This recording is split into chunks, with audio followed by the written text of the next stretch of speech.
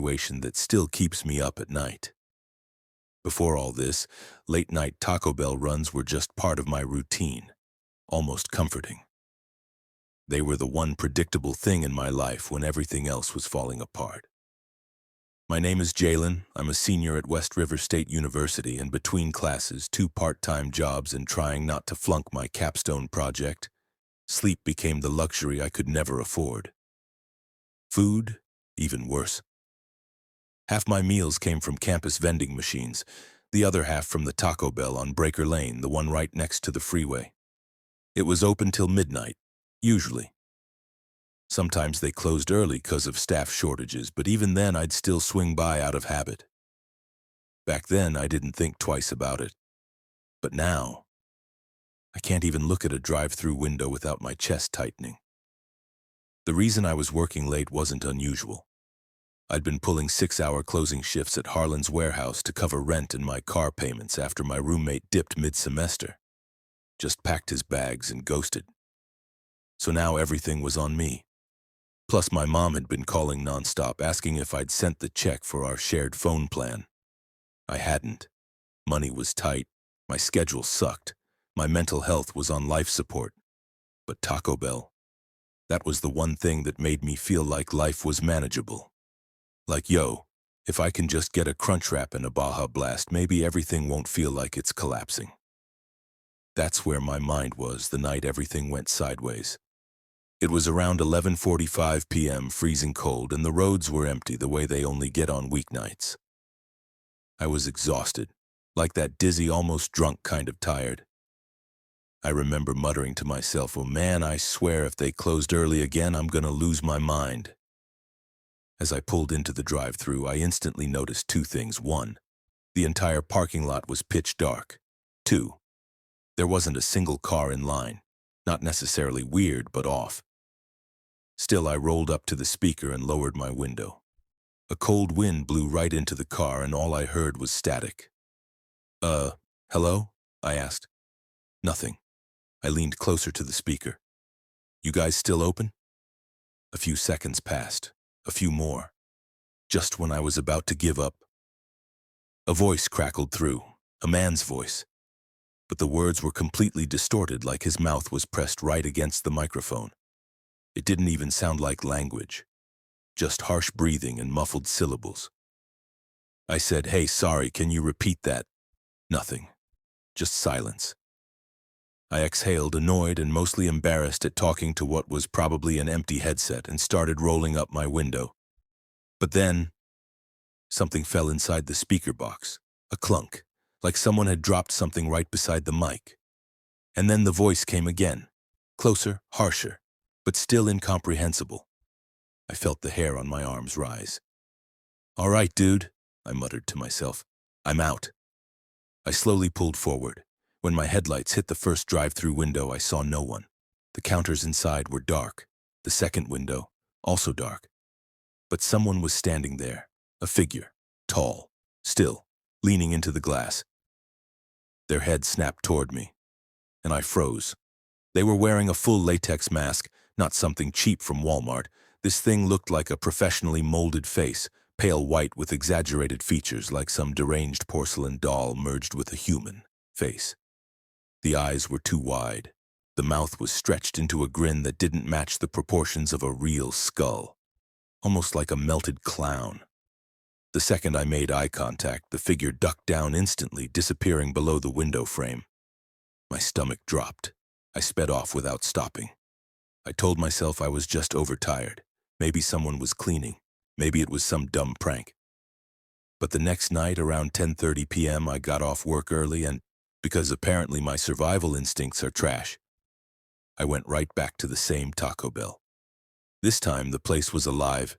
Cars lined up, kitchen lights on, music playing, normal. By the time I pulled up to the window, a woman maybe in her late 20s handed me my drink. She had a name tag that read Renee. I asked, hey, did y'all change your hours? She shook her head. Nope, midnight every night. Why? We closed early yesterday, though. Short on staff. I nodded. Yeah, I was here. Around 11:30. She paused. We closed at 9 yesterday. I blinked. No way. I swear someone answered the speaker. Renee frowned. Well, it wasn't us. I locked the place and I was the last to leave. Nobody's here after 9 on short staff days. My throat went dry. Okay. Well, this might sound crazy, but, I saw someone inside, like, behind the second window. She raised her eyebrows. What do you mean, someone? I hesitated.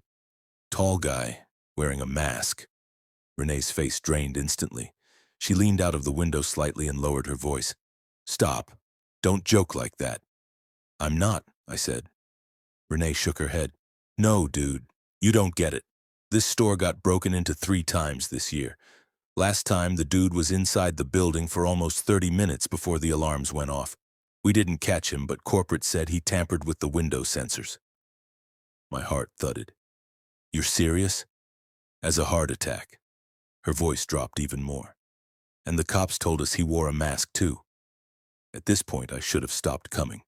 But something about what she said messed with my head, like I needed answers. So 3 nights later, Friday just after midnight, I went again. Terrible idea. The entire building was dark again, but this time a single faint light flickered inside, like a flashlight moving around. I whispered to myself, nah, no way, nope, Jalen, just go home. And I almost did. But when I reversed, something slammed against the inside of the second window. I jolted, a silhouette pressed up against the glass, hands spread, head tilted, same mask, same grotesque smile.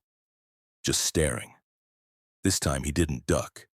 He stood, then slowly lifted something toward the glass. A phone. He pressed it to the window so I could see the screen. A text message typed out in big font, greater than you heard me last time. I stared, frozen, breathing fast. Then the next message appeared, greater than I wasn't talking to you. The light inside flickered. Another message, greater than I was talking to the girl. My stomach twisted. Renee, another message, greater than she shouldn't have told you. I slammed the gas, shot out of the lot, didn't stop until I reached a gas station a mile away. My phone buzzed. A text from an unknown number. I opened it. It was a photo, a blurry picture taken from inside Taco Bell. The angle, right behind the drive-through window, and in the image, my car, driving away. The next morning, I went straight to the police. And to their credit, they took it seriously. Turns out they'd been tracking a man targeting late-night fast food locations, someone who hid inside after closing, messing with cameras, staying for hours. But they hadn't been able to locate him. That changed after my report. They found signs of forced entry into the Taco Bell's storage door, plus footprints, and a mask fragment near the walk-in. But here's the part that keeps me awake. The police told me the guy liked to use the headsets and speaker system even after the building was locked. Meaning, the night I rolled through the drive-through, he was already inside the building, probably just a few feet away from me, probably watching me the whole time. 3 days after filing the report, I got one last text. Unknown number. My chest tightened as I opened it. A single sentence, greater than, next time don't bring people into it. Followed by a picture, a photo of Renee closing the drive-through window. From inside the kitchen. The police put her on leave and increased patrols around the area. They still haven't caught him. And I haven't eaten at a Taco Bell since. Sometimes late at night face. The eyes were too wide. The mouth was stretched into a grin that didn't match the proportions of a real skull. Almost like a melted clown. The second I made eye contact, the figure ducked down instantly, disappearing below the window frame. When everything is quiet, I swear I can bothered me. But if I'm being honest, some nights have a way of sticking to your ribs. I used to work at a Taco Bell in a small town called Redford Springs, about 15 minutes outside my parents' place. I started there when I was barely 17, just a lanky kid trying to save some cash for a used car. I stayed through high school and into my first 2 years of community college. The place wasn't glamorous, but it was familiar. The beeping of fry timers, the slap of tortillas on the grill, the lingering smell of seasoned beef in my clothes. Those things became part of who I was for a while. I met some of my closest friends there. I learned how to deal with rude customers, how to clean a soda machine that looked like a crime scene inside, and how to survive on 4 hours of sleep before morning classes. People say fast food is chaotic, but after years of working late nights, you get used to it. You stop noticing the weirdos. You stop getting startled by the occasional drunk guy who slurs through the speaker or the high school kids trying to snag free cinnamon twists. But there's one night, my last summer working there, that still clings to me like grease on my uniform. And even now, when I drive past any Taco Bell, something in my stomach twists. I guess that night changed how I see things. Or maybe it showed me something I wasn't supposed to see. That summer, we were short-staffed as usual. Everyone else wanted to go out and party or travel or work jobs that didn't involve mopping up Baja Blast spills. So management relied on people like me, quiet, reliable, and willing to close. I was working with Jace that night, a dude a year older than me with a sharp jawline, a permanent 5 o'clock shadow, and the kind of deep voice that made customers weirdly respectful. Jace wasn't the type to get spooked. He'd seen customers fight in the parking lot, cops drag a guy out of the drive-thru, and even someone try to climb through the window once. Nothing rattled him. Our Taco Bell closed at 3 a.m., and like always, we hit that dead zone between 2:30 and close. The grill was cleaned, the lobby floor still drying, and the drive-thru headset silent. I remember leaning against the stainless steel counter, scrolling on my phone, telling Jace about some professor who assigned a 10-page paper right before summer break ended. Jace chuckled and said, "Bro, just use AI or something. That's what everybody does now." I rolled my eyes. "I'm a communications major, man. If my professor catches me, I'm screwed." He smirked. "Then don't get caught." We laughed. It was easy, simple, normal. The calm before the storm. At 2:56 a.m., just 4 minutes before closing, the drive-thru camera blinked on with a soft click. A car rolled into view. "Damn," Jace muttered. "We were so close." I sighed. "It's cool. Last one. Let's just knock it out." I slid the headset back on and leaned toward the mic. "Hey, welcome to Taco Bell. What can I—" Silence. I waited. Sometimes people are slow or drunk or still looking at the menu. "Take your time," I said. "Just let me know when you're ready." Still nothing. I glanced at the black and white monitor next to the fryers. The car, a dark silver sedan, sat perfectly still. The driver's window was up. I couldn't see inside because of the glare. "Yo," I mumbled. "You think their mic's broken?" "Nah," Jace said, leaning next to me. "Try again." I exhaled and clicked the button. "Hey, we are closing in a few minutes, so if you want to order, just give me anything, even like hold up." Nothing. Then the window of the car rolled down. But there was no one in the driver's seat. I blinked, leaned closer. The seat was empty. Passenger seat empty. Headrest empty. Nothing. "What the hell?" I whispered. Jace squinted at the monitor. "Is someone crouching? Like, prank style?" I shook my head. "Dude, I'm telling you, there's nobody." The car suddenly inched forward, slow and steady, like someone feathered the gas pedal. Except there was no one there. A shiver crawled up my spine. "Maybe it's one of those self-driving mods," Jace said, but he didn't sound convinced. "This isn't Tesla, bro," I muttered. We watched the car roll toward the window. Still empty. I opened the drive-thru window halfway and leaned out, trying to catch a better angle. The interior was dark, but not dark enough to hide a whole person. I could see clearly. No movement, no shadow. Nothing. The car stopped. Engine humming softly. Someone knocked. 3 hard knocks. Right on the glass next to my face. I jerked back, slamming into a shelf behind me. Jace jumped too. "The hell was that?" I whipped my head toward the empty driver's seat. Nobody. No hand, no arm, no body leaning out, no shape, no shadow, no nothing. Just the soft, steady purr of the idling engine. My heart thudded against my ribs. "Close the window," Jace said quietly. I didn't even argue. I just shut it. We both stared at the monitor. The car shifted forward again, slow, smooth, controlled. It drifted toward the exit lane and disappeared from frame. And then, the drive-through headset crackled. A voice, raspy, soft, almost a whisper, slid into my ear.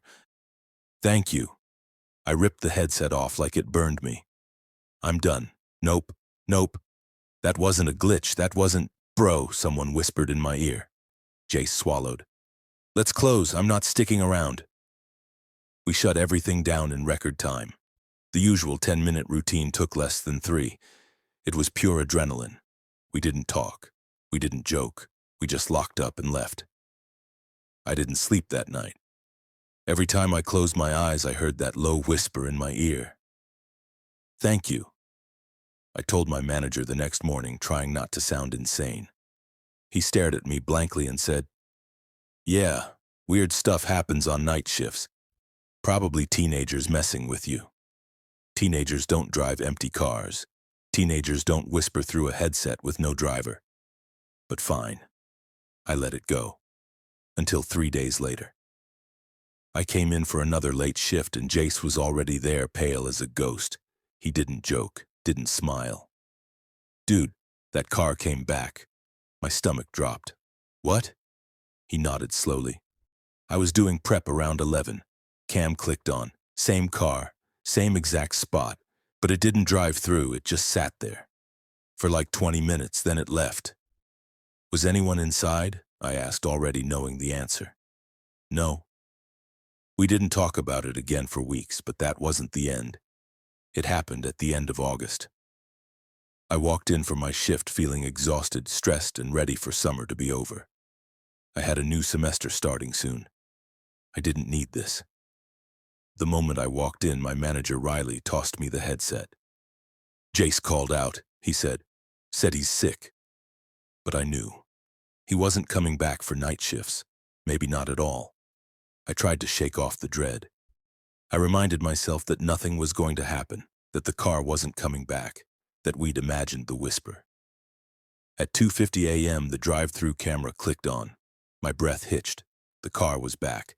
Same dark silver sedan, same slow crawl, same empty interior. I froze. Riley walked by and frowned. "You taking that order?" "Look at the screen," I whispered. He glanced, smirked. "Is this some TikTok prank? There's no one in the car." "No," I whispered. "You don't understand it." A knock echoed from the drive-through window. 3 knocks. Hard. Precise. Riley jumped. "Jesus!" The car was at the window now. Again, the seats were empty. Driver's window rolled down. Nothing but cold night air and soft engine rumble. Riley leaned out slightly, squinting. "Hello? Anyone messing with us?" Silence. He pulled back in, annoyed. "All right, close up. I'm not dealing with this." The headset crackled. Not loud, not sharp. Soft. Slow. The same voice from before. "You forgot my order." Riley stiffened. "What the hell?" he whispered. I felt a cold pressure, like fingers trailing along the back of my neck. The voice whispered again, deeper this time. I came back. The lights in the kitchen flickered. The monitors glitched. The fryer timer beeped on its own. Riley backed up. "Kid, close the damn window. Now." But before I could touch it, the car's horn blasted. Long, deafening, right outside the window. I screamed. Riley stumbled backward, and then the car engine shut off. Instant. Silent. Every light in Taco Bell flickered out. We were plunged into darkness. I heard footsteps. Inside the kitchen. Slow. Wet. Heavy. Riley grabbed my arm. "Don't move!" I held my breath. The footsteps stopped right behind us. Then the voice spoke again. Not from the headset. Not from outside. From inside the kitchen. Right behind my ear. "I'm still waiting." I didn't turn around. I don't know if Riley did. Because at that moment, every single light blasted back on at once. The kitchen was empty. Silent. The car outside was gone. Just gone. Like it had never been there. Riley took the headset off, slammed it on the counter, and muttered, "Kid, go home. You're done for tonight. Hell, you're done for the summer." I didn't argue. I didn't clock out. I just left. And I never worked a night shift again. I'm older now, got my degree, got a better job. Moved out of Redford Springs, but sometimes late at night if I'm driving home from work and there's nobody else on the road, I'll see a dark silver sedan in my rearview mirror. Always keeping the same distance, never passing, never falling behind, headlights steady, engine quiet, and sometimes, swear to God, I hear that same soft whisper in the back seat. You forgot my order. I don't look back anymore. Some things. I never thought a midnight craving would lead me into the most terrifying night of my life, one that still keeps me awake sometimes, even 5 years later. Back then I was 23, a year out of college, and living in a dingy 2-bedroom apartment in South Missouri with my best friend, Briley. She and I had known each other since high school, the kind of friendship that felt more like a sibling bond than anything else. We were on a road trip back to my hometown for my cousin's engagement party. The plan was simple: drive 6 hours, crash at my parents' place, wake up early, smile for pictures, eat cake, and pretend like everything in life was on track. But life had other plans. Even before the nightmare started, that day had already felt off. Briley had been unusually quiet the whole day. She usually filled the car with nonstop commentary, music reviews, dumb jokes, complaining about gas prices, you name it. But that day she stared out the window most of the time, fidgeting with her sleeves. You good? I asked maybe 5 different times. I'm fine, just tired, she kept saying. But she wasn't fine. I could feel it. By the time it hit close to midnight, we were still 2 hours away from my parents' place. My stomach was basically chewing itself, and Briley, finally breaking her silence, said, "Dude, if we don't eat, I'm gonna pass out." "Same," I said. "Look up something, anything. I'll take gas station sushi at this point." She laughed at that, the first laugh I'd heard from her all day. But when she picked up her phone, she frowned. "No service," she muttered. Like literally nothing. We were in the middle of flat nowhere. Fields on both sides, not a single house light or billboard, just endless black. I slapped the steering wheel. Great. Love that for us. We drove for maybe 20 more minutes before Briley suddenly pointed at an exit sign that popped out of the darkness like a miracle. "Dude, exit 214. Says food, gas, finally." "Let's go," I said, turning the wheel so fast the car practically leaned. We took the exit ramp into a small, lonely town. Half the streetlights were flickering and most of the buildings looked old enough to retire.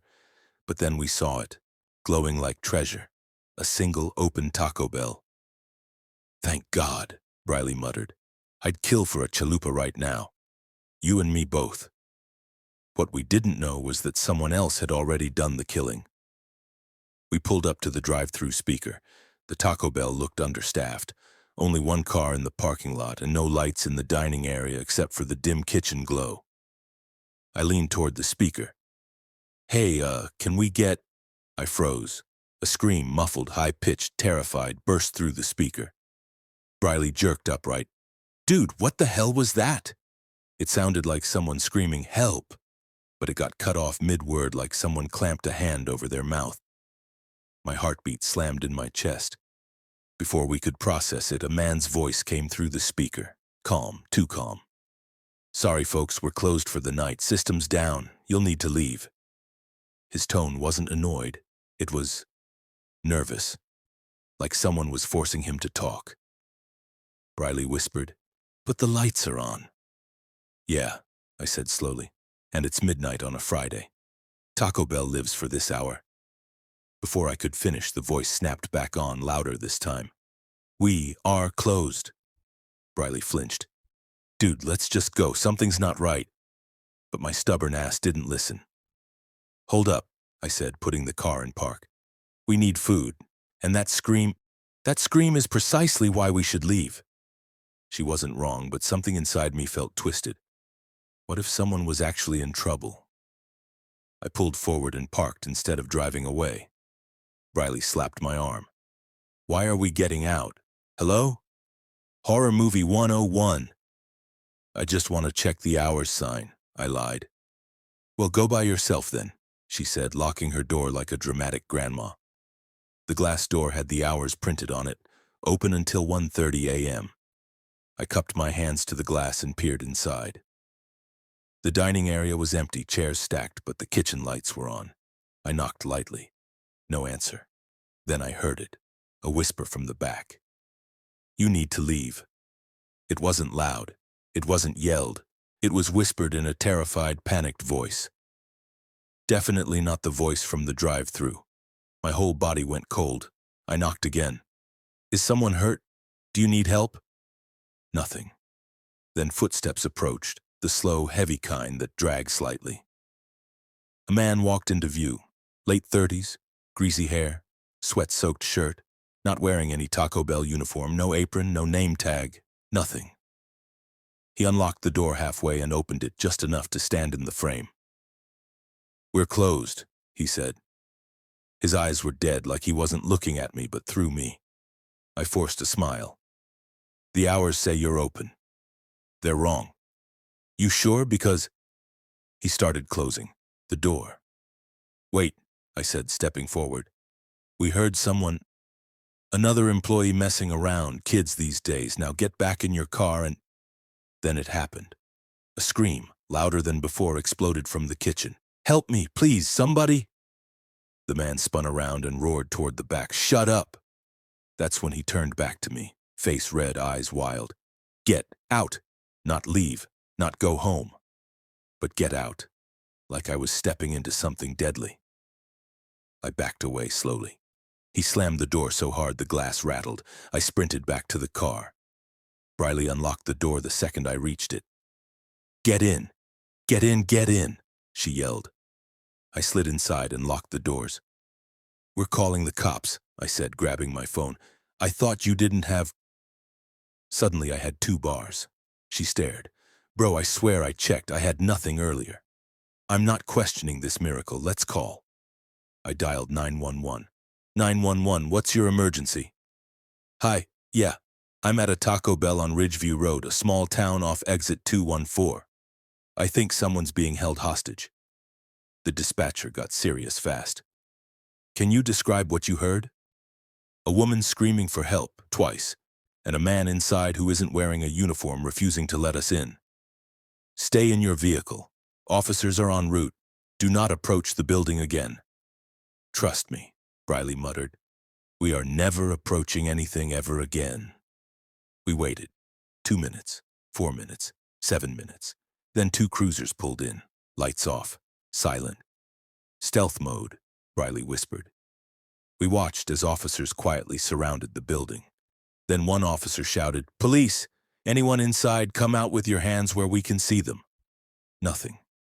Then suddenly everything happened at once. A woman burst out from the back door, running barefoot, sobbing. 2 officers grabbed her and pulled her to safety. Seconds later, 3 more officers dragged someone out. The same sweaty man who had yelled at me. He fought like an animal, screaming nonsense. "Get off me! I didn't do anything! They were lying!" But the officers overpowered him. After a few minutes, an ambulance arrived and took the injured woman away. We were told to stay put until someone came to talk to us. A female officer finally approached the car. "You the callers?" "Yeah," I said. She let out a breath. "You 2 probably saved that woman's life." "What happened?" Briley asked softly. The officer leaned down. 2 employees were working tonight. This guy," she nodded toward the handcuffed man, "walked in with a knife and tried to rob the place." Briley covered her mouth. "One of the employees fought back and got knocked unconscious in the struggle. He dragged the other girl to the back and kept threatening her. When you showed up and he realized people were watching, he panicked." "And the screams?" I asked quietly. "She kept trying to get help. He kept shutting her up. Lucky you didn't walk in when he was out of sight. Who knows what he would have done?" That thought made my stomach twist. The officer finally stepped back. "Thanks for calling it in. A lot of people would have just driven off." Briley squeezed my hand. "Good thing you didn't listen to me for once." "Don't get used to it," I said, trying to lighten the heaviness in my chest. But when we drove away, both of us sat in silence. The kind of silence that doesn't go away for a long time. A week later, the news confirmed it. The unconscious employee survived. The kidnapped woman survived. The attacker got charged. Every detail was public, except one. The kidnapped girl later told police something that wasn't released widely. Something I only learned because my cousin's friend worked at the station in that town. The attacker had been hiding inside the restaurant for over an hour, waiting, listening, watching the employees lock up the lobby. And when he heard a car pull into the drive-thru, our car, he panicked and got sloppy. If we hadn't come when we did, yeah. Some nights I still hear that scream, high, desperate, raw. And sometimes when I'm sitting in a drive-thru late at night, I roll up my windows just in case. Just